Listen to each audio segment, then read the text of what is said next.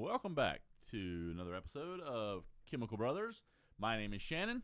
And I am Chris Strathy. And we are here to talk about, let's talk about Tranqs. Let's talk about tranquilizers. Now, when you think of tranquilizers, what do you think about? I think of whatever they give to a large animal out of a dart gun. 100%. For them to go night-night. Honestly, yeah. if An I'm... elephant, going night-night, that's a tranquilizer. 100% is exactly. As a matter of fact, I was thinking a little bit more comical in the sense of Ace Ventura, Pet Detective. Oh, sure. Yeah. Or what's the I'm a Will Ferrell guy, where he shoots himself. Wait, and falls in the pool. It's what old school? Ricky Bott might have been old school. Old school. Inappropriate for you underage. Don't. Yeah. But hilarious because he gets that Sure. tranquilizer. Right. You're exactly right. That's exactly what I'm thinking about. And I guess so. The scary part of that. Well, let me back up before I say the scary part. So I did some research on tranquilizers. I thought they were their own classification of drugs, like barbiturates. And apparently, it's really just a powerful sedative, but most of the drugs classified for use with if somebody was having a psychotic episode or to tranquilize, to sedate, are benzodiazepines, yes. which we spoke about a few episodes ago. Please go listen to that if you haven't. Thank you for listening, if you are listening. Yes, we are so appreciative of our listeners. We're enjoying doing this. But so I learned it's not its own classification. They're mostly highly sedating drugs. But the term tranquilizer, nowadays is really referring to xylazine and ketamine. Yes. So the principal minor, and this is, again, I'm reading strictly from the internet just to give you an understanding of the definition. The Internet Britannica. Is that official? That is official. Okay. Britannica. Oh, official. No sponsor. Just, Britannica is one of those encyclopedias that I remember years, like when I was a small child, wishing I had a full, complete set of. We should talk about encyclopedias one day because that's something that some of their listeners have no idea what it is. Never will. I wish I had. I'd see the commercials like, man, I would love to have a full set of Britannica encyclopedias. Outdated in a year. Hundreds and thousands of dollars. And guess what? I'm reading Britannica on the screen right now. There you go. The principal minor tranquilizers are the benzodiazepines, among which are diazepine, which is Valium, chlordiazepoxide, Librium, and alprazolam, which is Xanax. These drugs have a common effect and eliminate both the physical and psychological effects of anxiety or fear. That is an understanding of what tranquilizers in regards to drugs and medication as we know of.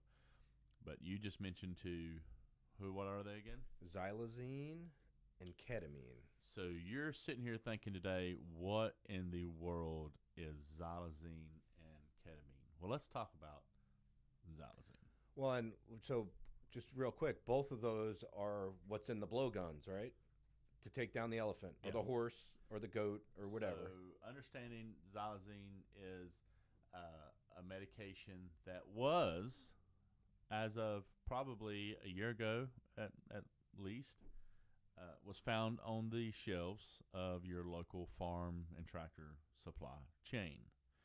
People could go in, they could buy it, and they could use that medication in regards to whatever it is that they were needing. Now, today, it's become a whole lot worse. First, in the 2000s, in Philadelphia, xylazine originally in regards to coming to the United States started over here in Philadelphia. But in the early 2000s, it was first detected in Puerto Rico. And then in 2006, they found out their first detection in the United States in Philadelphia. You mean at black market? Yes. Okay. 100%. This was not finding it on the shelves, going in. This was using it, selling it as some sort of drug, some sort of substance use. The Philadelphia street opioid scene was strong. Ties to Puerto Rico influenced the introduction of xylazine. And then in 2018 and 2019, 73% increase. 73% increase. What is that? That's a little over 13 years.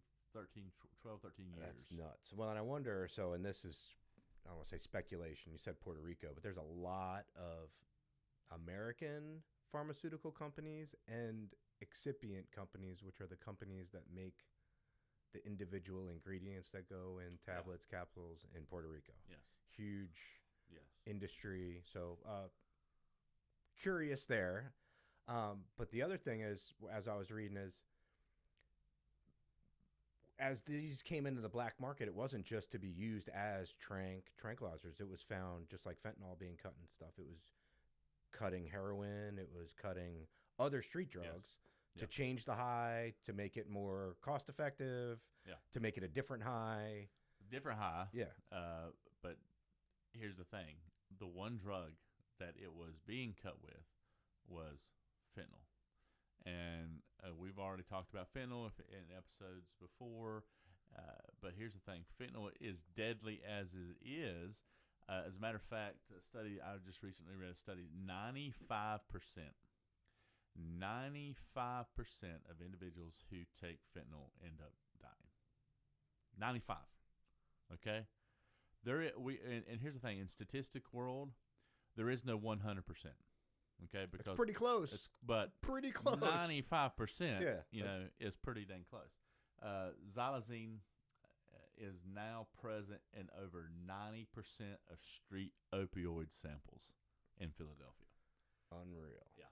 And so fiscal year, this was, of course, last year, 2023, because the year is completed, they were able to seize 12.24 kilograms that were destined for Philadelphia from China, and they recently received additional 53 bottles, 1 kilogram, destined for Philadelphia from the Dominican Republic. Yeah, so Philly, I love Philly, by the way. I got some friends there. I love Philadelphia, but the opioid crisis is rearing its head there. There's just a huge, when heroin was Kensington, just around Philly was, that's where it was showing its face. Mm-hmm. So much love to the city of brotherly love. Yeah. But when you hear things like this, it reminds me that this is money driven. It's not just a random, that's where the clients are. Mm-hmm. That's where if I was a drug kingpin and I wanted to test out a new product or send my shipments somewhere that they're going to go quick, that's why you're here in Philadelphia. And that's just a little side note to folks that are just learning about these things. This really is a money-driven market. Yes. It's not an addict. It's not a client-driven. This isn't controlled by addiction. Addiction is a bystander or an outcome from the industry. Mm-hmm. Black market and completely legal pharmaceuticals. Well, we've talked about this before. When it comes to drugs, when it comes to substance use, it is all about greed. It's all about money. Yeah, people are going to make money off of this stuff, and it's going to. That's the ultimate process in regards to why people do it. Now, what does Xylazine do differently compared to opioid? Well, in North Carolina. And this again, statistics we found on the intranets here, was first detected in 2021. Okay, we're from North Carolina. This is where we're at. There's people listening to us all over. But if you think where Philadelphia is to North Carolina, it's not that far away. But it was first detected in North Carolina in 2021 due to a link in a skin wound. Xylazine eats your body from the outside up. From the inside out. And so you start to have really bad skin sores. Flesh eating. It's very, very bad. Infection occurs. And let's back up a minute. And how is it most injected or ingested? Excuse me. Injected. So it's in IV use. Yeah. Either mixed with whatever drug, and it is an adulterant. Xylazine is not just so people aren't just going for popping Tranq. pills. Okay, No, it is an adulterant. That's what they're currently finding right now. They're using it. So they're mixing it with who knows what. But this is just like fentanyl. Fentanyl originally was an adulterant. It was used in regards to being able to cut up drugs, cut up their because whatever it's it was. so little needed to Mhm. produce, and that again that goes back to money. It just made sense financially Mhm. to cut with something that. So the xylazine, and I know we carry test strips. You carry test strips. We do carry Um, test strips. That is one of our harm reduction processes for Sure. xylazine. So, We, of course, we live in a small county, rural county, and xylazine has not yet been discovered here. However, it has been discovered in just one county over. And so, as the rule of thumb is, if it's been discovered in one county over, it's most likely here. well, yeah, and I think it would be somewhat ignorant to think it wouldn't be. Yeah, The absolutely. world we're living in now, or 100%. it just hasn't shown up yet. So, what are the symptoms and health risks of xylazine? Number one, sedation. Number two, difficulty breathing. 3, dangerously low blood pressure, slowed heart rate, wounds that can be infected, which we talked about that. And what does infection bring? Infection brings sepsis. Sepsis, again, is infection in the bloodstream and ultimately leads to death. Severe withdrawal symptoms, and of course, lastly, death. That is the signs and symptoms and health risks of xylazine. Xylazine. So if you take the crisis and all the horrible things we hear about the drugs that are on the street and fentanyl and everything out, you just throw this and sprinkle a little this in there for, I don't want to say fun, sprinkle to make the danger increase exponentially. Yes. But it's something we need to learn about. Yeah. So I had heard about ketamine 30 years ago, maybe 25 years ago. So Special K was what the street name was then. Don't know what it is now, but it essentially was the same, if my understanding's right. I'm not sure if it was over the counter or prescription, but it was a animal veterinary used tranquilizer. So it has been, yes. Okay. Ketamine is produced commercially in a number of countries.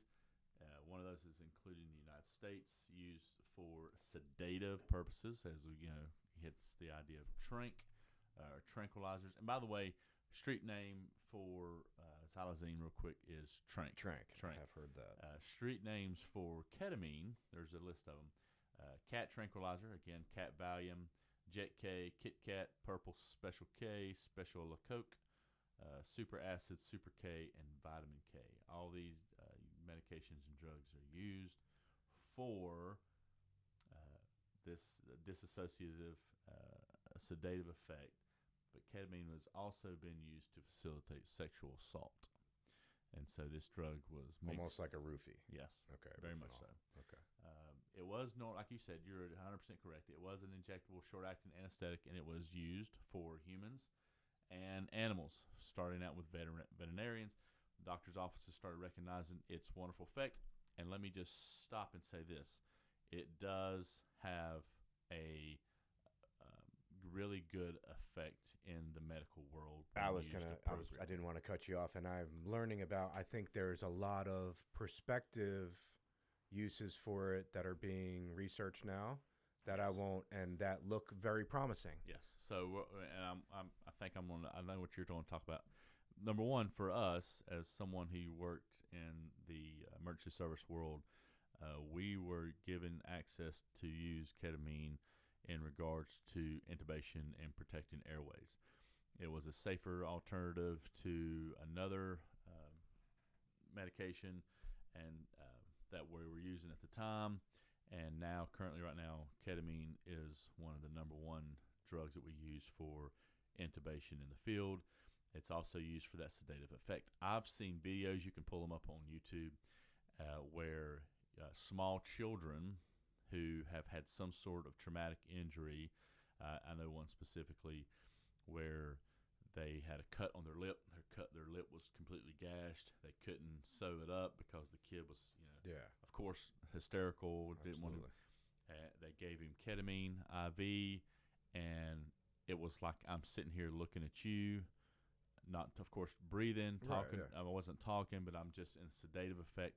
And the physician was able to sew the kid's lip up without any problems, any harm.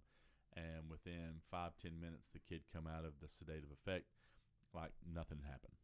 That's awesome. And I'm not certain of the physically addictive properties of it, but it's my understanding they're not. Is it physically addictive?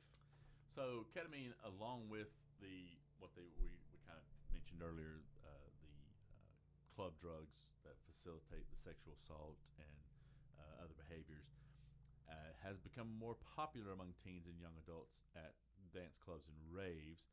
It's manufactured chemically as a powder or liquid.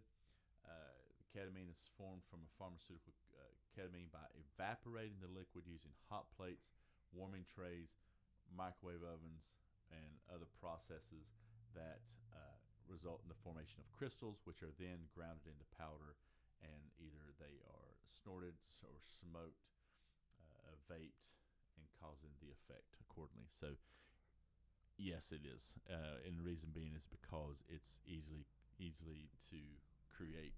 Sure. Yeah. No, I just didn't know. I guess it's.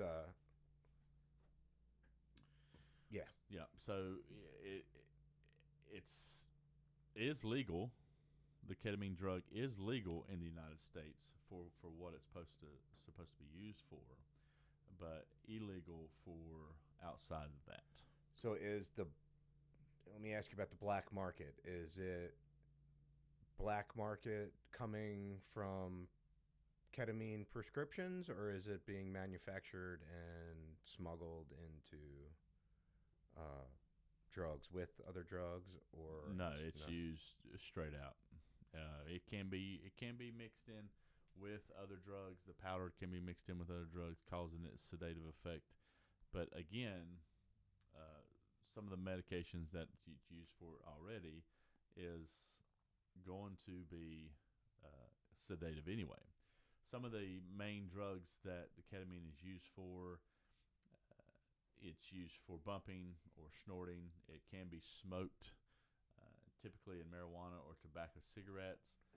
Liquid ketamine is injected or mixed into drinks, but ketamine is normally found in combinations with MDMA, amphetamines, methamphetamines, and cocaine. Phew.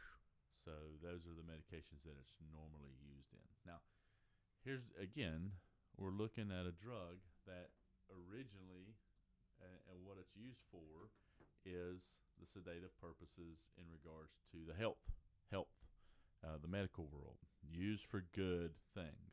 Yeah. But we've created an opportunity for addiction.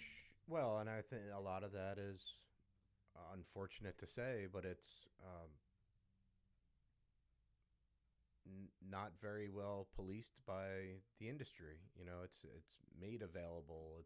And I think, and what I was getting at earlier is, where's the black market ketamine coming from? You know, you talked earlier about, is it that it's not regulated enough and it's manufactured and available, or is there black market ketamine coming in strictly to sell to folks as black market ketamine? And that's, I guess, would be a guess either way. Yeah, well, I think ultimately, if it's legally distributed in the United States for good, then someone somehow, some way is going to find a process to distribute it for bad.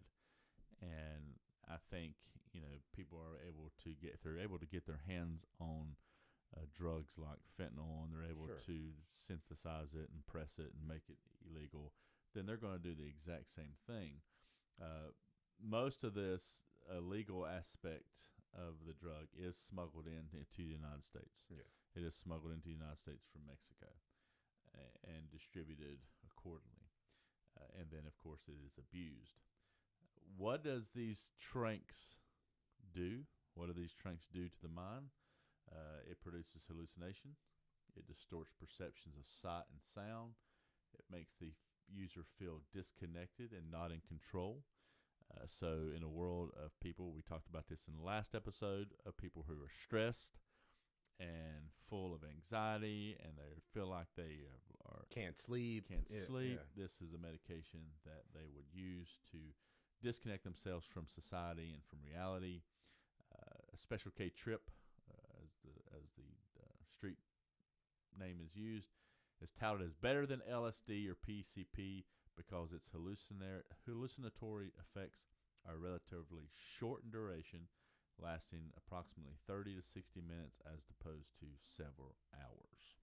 So it's easy to use, it's easy accessible, and you're going to have it's going to wear off. It's going to wear off eventually. You're not going too far down the rabbit hole. Yeah. And so eventually you're going to get to a point where, what is that? That's tantalizing to individuals, because now I know that it's a little more, and I wish we had video for our podcast because you can't see my face, but trust me, I'm doing the air quotes here. It's safer, okay? But it's not. Especially when it's, you don't know what else it's been mixed with. So some of the drugs similar to that, we've heard these before: LSD, PCP, mescaline. There are also several drugs such as GHB, rohypnol, and other depressants that are misused for the sedative properties. Again, all those facilitated for sexual assault. But you made a comment that there is something else that ketamine is being researched for. Yeah, and that's I'm neither promoting or pushing back on it, but it's promising, especially with kind of the field we're passionate about.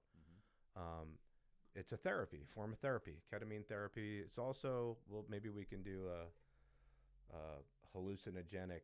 Let's talk about hallucinogens one episode, but psilocybin's another one that is being used for, this brain of ours is a magical muscle, and it's a lot of the underlying causes of addiction and anxiety can be worked out in our brain in a way that we have yet to really understand or begin to understand. Yeah. So this therapy that you just shared with us and talked to us about is something I thought was new, but it's been studied, looked at, of course not discussed openly, but it's been done since 1970. Oh, okay. And in 1990, a formal investigation for its off-label use in the context of mental health increased, and in 2019, the first approval by the U.S. Food and Drug Administration, FDA, of a ketamine-derived therapy for mental health as an intranasal esketamine. The S is in regards to ketamine as augmentation therapy for treatment-resistant depression, which has increased clinical and public interest internationally. I'll put this journal article on the YouTube page. Yeah, and I like to do as much homework as I can before I form an opinion. I'm like, contempt prior to investigation isn't good for me. So I think you have to. Yeah, I'd encourage everybody to look into all these things. So, but this is still dangerous. Absolutely, yeah, and I'm not dangerous. Well, and I think just like anything in the pharmaceutical industry, controlled substances, FDA, if it's available for good, it's available for bad. But in terms of mental health, true recovery, stigma pushback, I think people should be open to hear about these things, and if they're proven true, not belittled for looking into them, or not, if it helps somebody recover. Yeah. That's one of the most recent and familiar to us all is the Matthew Perry death. This, of course, has been linked. It's still in the court systems. Nothing's really come out. But just to mention, to give you an idea that it's still dangerous, is our beloved friend's character, Matthew Perry, Chandler Bing, for those who have no idea who Matthew Perry is. This is his ketamine therapy was linked to his current death. I didn't know that. Yeah. So I've got a goat named Chandler. Yeah. Monica and Chandler, two of my goats. Chandler, yeah. So that's okay. Right now currently. But again, it's studied. Right. People recognize the dangers of it, and unfortunately, he was one of the young men. And I guess I'd have questions. Was he what were the details of that, I guess. And that's not for me to judge. Well, that's something we have to figure. That's Right. something that's going to be sifted out through the court system. Sure, yeah. But ultimately today, in this episode, we've talked about 2 new ones. Some of you have never heard these before in your life. You're like, what in the world? And you mentioned something, and I think I want to reiterate that because it's beautiful. It's beautiful what you said. And I've heard somebody else say this before. For anything to be really, really good, there's also going to be some bad. And we have to recognize the dangers of it. We also have to give the understanding that the good from it. And when it comes to ketamine, 100%, it's been proven. There's studies, there's evidence that there is good from it. Xylazine, a new drug that is out there in the world today, in our streets. We know it is. It's, like you said, it'd be ignorant for us to know that, to say that it's not. It's not having any use. It doesn't have any use. Right. And here's the thing about Tranqs. Narcan doesn't do anything for it. So the pharmaceutical industry will have to come up with something that does and make money off it. Yeah. You know, so, yeah, and just to backtrack a little bit, I'm not a doctor. I'm not pro any of these things we were talking about. But I think it's important that the paradigm shift we talk about, we really need to educate ourselves and look at both sides of all of it. You know, mental health, substance use, prescription drugs. I mean, there are lots of folks, you know, we talked about addiction a couple episodes ago. There are lots of folks that are addicted to opiates, but their doctor giving them every month, they're taking them as prescribed, but whether they need them or not is completely their call. But let's not lie and say that addiction is any different than illicit drug addiction or drug addiction from somebody that is abusing. Mm-hmm. Addiction and drug abuse are 2 different things. Mm-hmm. Yeah. And I think, you know, if you are going to go out and you are going to try, let's just say ketamine therapy. Please. Oh, yeah. Okay. Ketamine therapy. Just understand the dangers of it. Understand what you should and shouldn't do with it. Because, again, it's FDA approved. But be safe. Be safe with it. Be cautious with it. Understand the dangers of it. Sure. And I thought it was still in trials. I didn't even think it was. I thought they were just allowing people the actual trials with it. So I didn't think it was the nasal form. Of course, it's regulated. You do it in front of your person who's offering it to you. And I will say when I talked about psilocybin and ketamine therapy, the doses that are involved in that, they're called micro doses for a reason. Yes, it's not about euphoria. It's about letting the medicine do its job. Yeah. And so, but Xylazine, there's no. It's a horse tranquilizer. Right. Its purpose is to make drug dealers more money. Yes, 100%. And but the unfortunate thing is it is. And Narcan doesn't work with it. So what happens if you come in contact with someone who has used or has been affected by Xylazine or ketamine? The number one thing, the big thing, is airway, breathing. They need rescue breathing. They need to be given rescue breathing, whether it be mouth to mouth, one breath every 5 to 6 seconds, slow breaths. Try to make sure you get it. If you have a pocket mask, use a pocket mask to protect yourself. So the overdose symptoms are very similar to opiate. Yes, yeah. Okay, visually. It's gonna affect the breathing and the heart rate and the blood pressure, which ultimately is going to lead to death. And if they were to be given Narcan, it wouldn't hurt them. It wouldn't help them. It wouldn't help them. But let me say this, because this is something that definitely in some of the files and slides and information about Xylazine. Go ahead and give Narcan. Right. Because the signs and symptoms are the same. So we don't necessarily know, have they been infected by Xylazine? Maybe it's just fentanyl. Go ahead and give Narcan. Could be both. It could be both. Yeah. Go ahead and give it to them. But also make sure you start to work on that breathing, start giving them breaths. Well, call for help. And call for help. Yeah. Never. Regardless of that. And if you suspect that there could be Xylazine in your drugs. If you're using today, you're listening to this podcast and you are an active substance user, then find these rapid response. Find your local port office, your post overdose response team, SAMHSA, SAMHSA. You can look that up on the internet. I'll put a link on the YouTube page. Find these test strips. You can actually test the medications to identify whether or not you have fentanyl in it. Yeah, there are fentanyl test strips and Xylazine test Xylazine strips test available strips. here locally through Shannon, Yep. through some other the vending machine at the cafe Yep. here downtown. Yep. And so, if you're downtown here in Taylorsville, we will have those in the vending machine along with Narcan and other items at Cafe Mobile. But be safe, because the one thing we want you to understand is if we want you to get help, we want you to get in recovery, and we are here for you. With those answers into this podcast, you'll see our number that you can contact us with.